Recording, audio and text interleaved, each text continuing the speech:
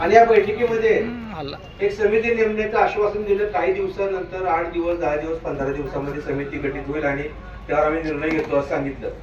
तो निर्णय समाजाच्या उपोषणकर्त्याला समाजाच्या कुठल्याही घटकाला मान्य नाही. या राज्य सरकारने पुन्हा एकदा आम्हाला धनगर समाजाला आरक्षणाचं गाजर दिलेलं आहे. हा हे गाजर त्यांना येणाऱ्या त्या विधानसभेला त्याचं काम करून दाखवेल एवढं निश्चित मी तुम्हाला सांगतो.